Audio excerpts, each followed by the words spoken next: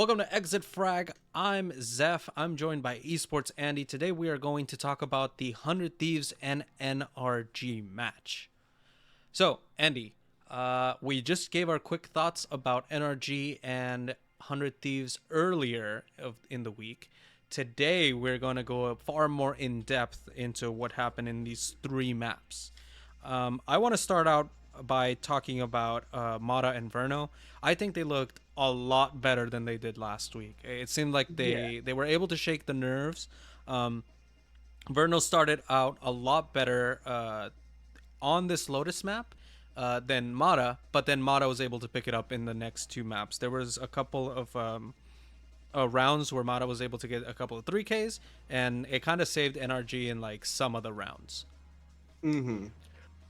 Well, I'm really happy with the transition because on Cloud9 or against Cloud9, they had Verno on the Fade on Lotus, and they had FNS on the Vice, which I thought that was a mistake. I don't think that's like a more of a duelist taking the duel and everything because you're locking up on site, and they switched it. They switched it on Lotus to Verno on Vice. And I just thought that was such a better transition, even though they lost the map. I think it was because 100 Thieves is really good, and less that this comp transition is so much better. FNS on Breach, just setting up other people rather than having to actually get kills, was such a better transition because he cannot shoot. I'm sorry, he cannot shoot. It's done. He cannot shoot. Brother was having dementia at the end of the game. He was like, what was our map 3 after just playing it? Well, there's so many things with the IGLs. People were making fun. Boostio not getting any kills. Oh my god. Yeah. How many kills did he get though? The IGL position is fucking tough, man. Is tough. Yeah. 23 kills total. Yeah, that's insane. Yeah, both FNS outfragged Boostio in the first map, but 100 Thieves was able to win it. Yeah, I think the NRG brought out the Tejo, which I'm like, finally, you saw the text in the group chat. Finally, dude, I can't believe that it took them a whole week to bring it out, but it didn't look half bad. It looked a little shaky at the beginning. You can see that by Ethan's score. He was 9-17 on the first map. Which is not great, but they were adjusting not on the fly. I'm sure they prepped it quite a bit, but they were able to adjust quite well to the Tejo. That's pretty much all I have to say about map 1. Aside from when we went to overtime, it should have been the first round should have been an NRG round. How the hell did FNS miss every single shot point blank? I don't understand. Yeah, it's crazy the shots that he missed this game. It's crazy because he had such a great IGLing performance at the strats, the mid-round calls were really smart, the util combinations. I think they're still trying to figure out the salvos. And where to actually place them, because I don't think that they have that fully down, especially with how overpowered it is. They don't have that they're going to get 3 every round. They're not they just don't have it timed up as well. But it was just overshadowed by how much he just missed shots and how much he just looked like an old man. Yeah, exactly. Yeah, map 2, we did see 100 Thieves stay away from Tejo, which I ultimately think was the reason why they didn't win the map. They opted to go for Vice, Jet, Fade, KO, and Astra. Were you confused by that at all, as of why they didn't run Tejo in almost mirror comp? Yeah, I thought that was a little weird.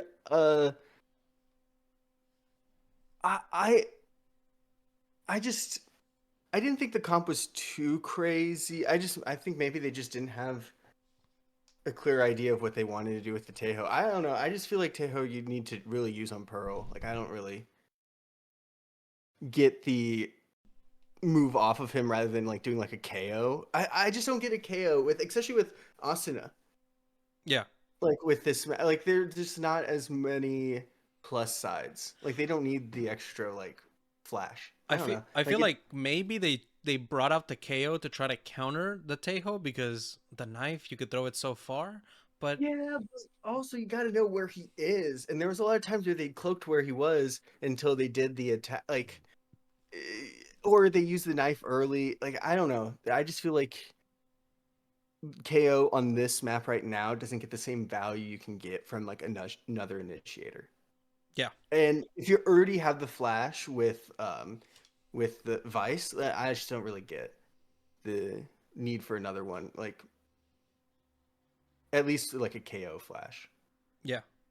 Um the only reason why this map wasn't a 6-6 map was because Cryo on round 12 missed a lot of like op shots. I don't think this necessarily like reflects anything like too bad on Mhm. Cryo, but his performance was definitely a lot slower here than it was like on any of the other maps. Yeah, I just felt like they just didn't have the right game plan for Pearl. I think right now they're gonna, out of any of the maps on here, they were gonna rework Pearl, like their game plan on Pearl, because I just didn't think that it's for the level of skill that they had as a team, they could be so much better. This could have been like a 13-11. Yeah. Like it should have been a lot closer, and they just I just think they were a little too passive a lot of the time, and I think this comp is passive, Yeah. and it kind of showed. Yeah, the second half there wasn't really too much to talk about. Like pretty default. Like both teams kept it relatively close. I will say like Mada being able to get that thrifty ace on round 17 was quite impressive. And then Mm. I feel like this is kind of like where like the craziness started. It wasn't like super crazy, but like I'll just go list by list. Round 17, we get the Thrifty Ace by Mada. Round 18, he gets a 4K to almost go back to back on aces. Then we get eeiu, the beautiful eeiu ace on round 19. And then FNS and some have this like insane play where they throw the Astro Wall to cut off 100 Thieves on street, and then they use a stun to get the other side of it. Everybody like walks in, they don't clear the corner, and then Som just sprays everyone down. Like that Mm. was really good. Do I think they're going to be able to pull that off against other teams? Nope. I think other teams are going to start checking that corner, but Yeah. that was an insane play to keep them alive. Um and then 100 Thieves get their own Thrifty on round 21.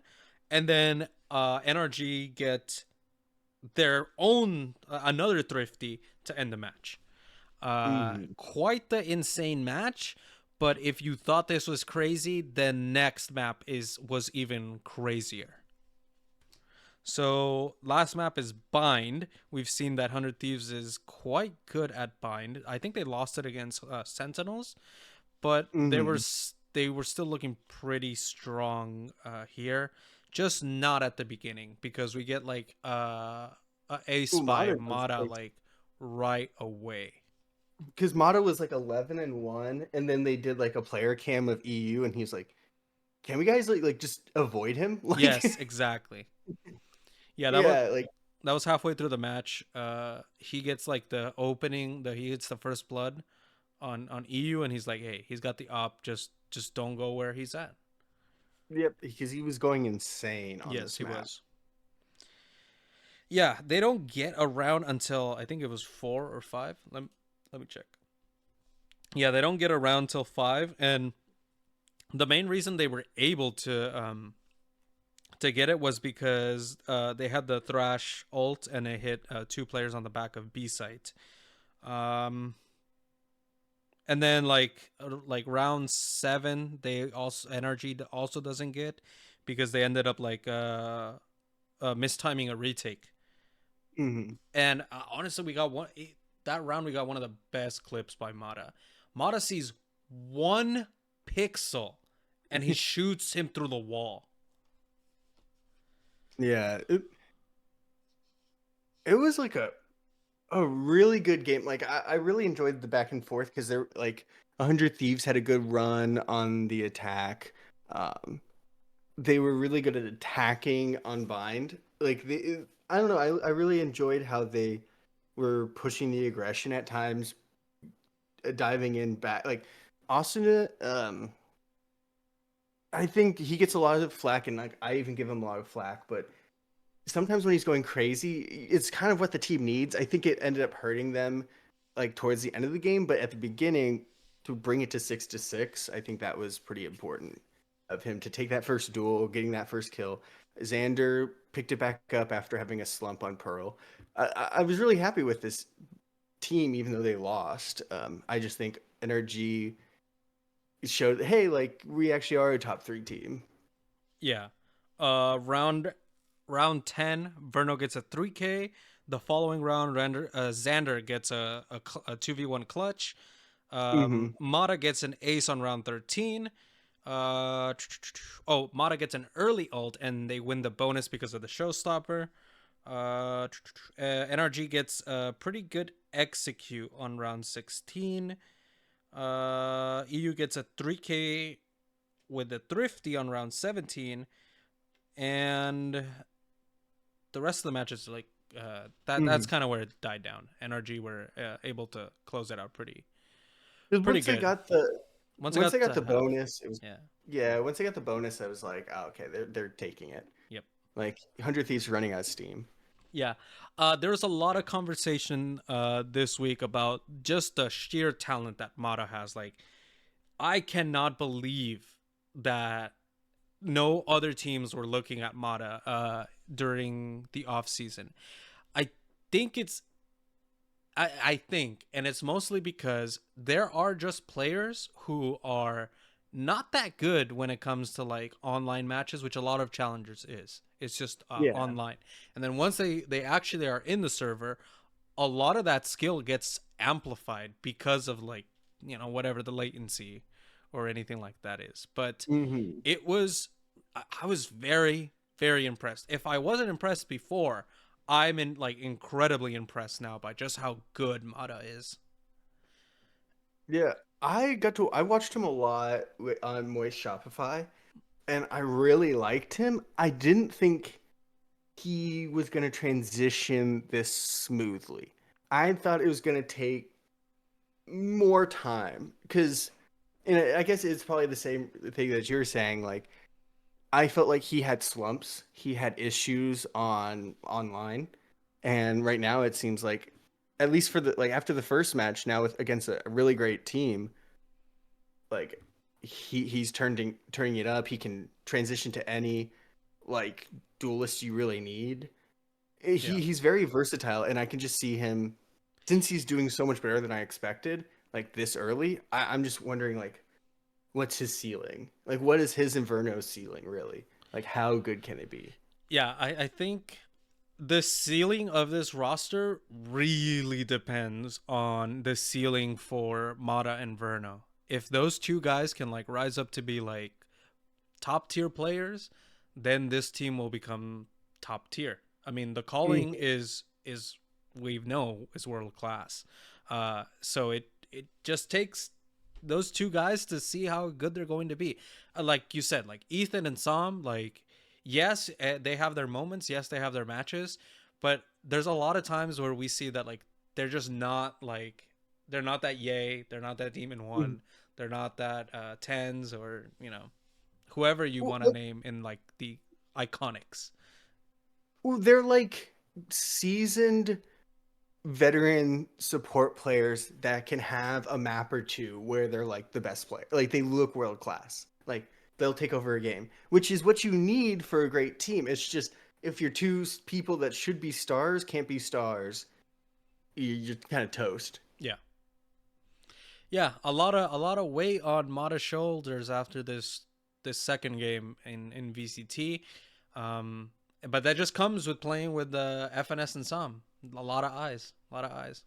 And I think both these players are really good for like this type of like they have the same type of vibe that FNS like kind of prefers. It Yeah. seems like more stoic, more emotionless, more of like a killer than, let's say, 100 Thieves. Like Yeah. 100 Thieves is goofy, or Sentinels is goofy. They want to be more, or even Fnatic. People were clowning on Crashies, but it's just because like the team culture is different. Yeah. Like FNS has a very specific team culture that's CS:GO like coded. Like it's Counter Strike. Like it's the same vibe as Counter Strike. Yeah. Yeah. I know. I totally get it. Speaking of 100 Thieves, let's quickly talk about their early exit in Americas. Do you think it's just circumstance, like just bad luck? Is it They were supposed to play Cloud9. They're supposed to play Cloud9, and they yeah. got screwed over. Like that was just so unlucky. They played MIBR. They looked really good, and then they played Sentinels, looked really good, and they played Energy and looked really good. And then this is why, like the one, you know, Nadeshot can tweet his things, but this one like actually kind of annoyed me, like because I'm like, did you not even watch the games? Did you not even like do you know Valorant at all, dude? Like your team did good, and like I get that it's not the same trajectory. If you're looking at just the what place did we finish? Yeah, it's the same feeling as years past, but like this team doesn't feel like years past. Yeah. For me, I think a lot that happened here is really just unfortunate timing. Like the fact that they didn't make champions because of championship points, kind of screwed them over because Yeah. they were supposed to be, if you were talking about the tournament wise, they were supposed to be the fourth team to have made it. Then we talk about their placement. They had to play in that bracket. Then they had to play against Sen, and then they have to play against NRG. Unlucky. It just what happens. And then not just even to talk about just the format of the tournament. It's a double elimination. Like it's unforgiving to begin with, but that's what makes this tournament way more interesting than I think what will be stage 1, stage 2, because I think stage 1 and stage 2 are going to be really good for 100 Thieves because they're a solid team. They're going to be able to compete against all the middle of the pack teams and all the lower pack teams. And if they can beat those guys, they're going to qualify for the playoffs. And how far they make it there, I mean, I don't know. Then you actually have to play against the best of the best. As far as changing this roster, I mean, I'm just looking at the roster right now in VLR. I don't know how the hell you think about changing this roster. Boostio, who's a better IGL than him? There was a whole podcast right now from I forgot the name, a Spike Plant, talking about like how IGLs are just incredibly difficult to acquire. Where we have Zander. Zander was good. Like maybe he had a slow performance these last 2 weeks, but He's Zander new. is, yeah, he's new. He's adjusting to the system. eeiu, again, he probably had one of the best aces in the whole league this year. And how he reads the game is just like really great. Like there's so much potential with his game sense Yeah. and his understanding of util. And then Like and then even if you wanted to replace Asuna, like just please tell me who are you replacing Asuna with? Because if it's not a direct upgrade, I think it's a waste of time. Is he inconsistent? Yes. Does he have his slump moments? Yes. But there's nobody currently in the free agent market or in tier 2 as of yet that will be able to outperform Asuna in the span of 2 months. okay, like if you're just looking at what 100 Thieves has done in like about like since going to Master Shanghai. In Master Shanghai, they beat Foot, they lost to Gen G, they beat Paper Rex, and then they lost to Team Heretics. The two teams they lost to, Gen G and Team Heretics, were the best in the world, and they beat Paper Rex They with also this team. they also won That America's stage 1.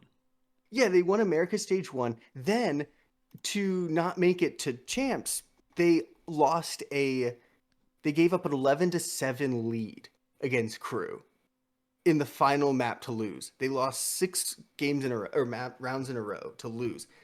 If they won that, they would have made it to champs.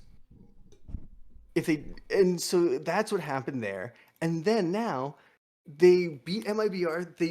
They lost to Sentinels and NRG, two teams that probably could win a Masters right now. Like they're not losing to like they're never losing. Like it's They're, not the same as like 2022, 2023. they're not Like, losing to 2G or Furia. Like if that was the yeah, case, yes, I'm all aboard the like, we gotta nuke the roster.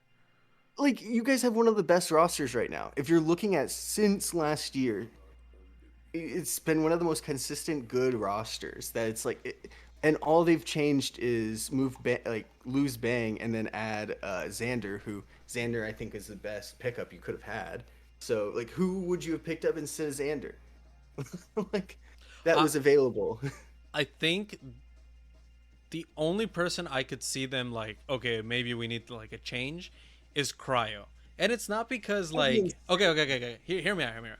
It's not even because I think he's a bad player or because he's inconsistent. I just think like running the outdated like double dive sort of yeah. compositions is sort of becoming like old. Am I saying that doesn't work? No, but like you're seeing a lot of double initiator, double smokes, and Hmm. a single duelist. Like splitting up this role of like, oh, have Asuna dive and then Cryo like follow. It just might be the only thing that holds this team back. I could see that. Yeah, because I guess yeah, that would make sense. Like either you let go of Cryo or you let go of. Or I would say you wouldn't let go of Asuna ever, because like No, at least for the season.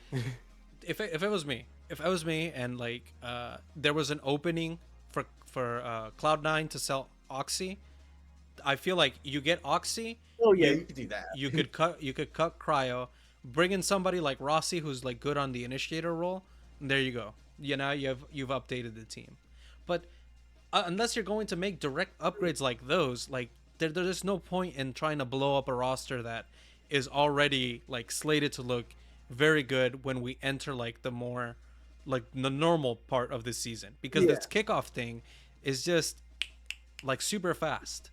Like that's the yeah, point of like, it. and I think if you're gonna blow it up, then I think you pretty much put your chances of making the other two like almost next to. I honestly would say next to zero. Like Yeah. if you change out like anyone right now, I think you have a good chance to make both of them. If you don't, and you just spend this time practicing, like they have a good head coach. Yeah. Like they don't need to change their head coach either. Because who would you pick up? Like Chet when he comes back in, like After after. Bangkok, yeah. Yeah, I'm like I I would not bring Chet into this team I would not bring Chad. No. I with can. Boostio. Oh, that'd be awful. Nope. So like, there's nothing to do. Just Nate Shot just needs to sit back, watch his team for a little bit, watch COD or something, whatever he does. Yeah. Chill, man. Chill out. Like your team's good. Yeah. Like it sucks. You guys got unlucky. You guys aren't disguised toast dealing with every scandal, every Sheesh. screw up ever. You guys are fine. And that was our analysis of 100 Thieves and NRG. Join us tomorrow when we talk about VCT China. For Esports Andy, I'm Zeph. We'll see you tomorrow.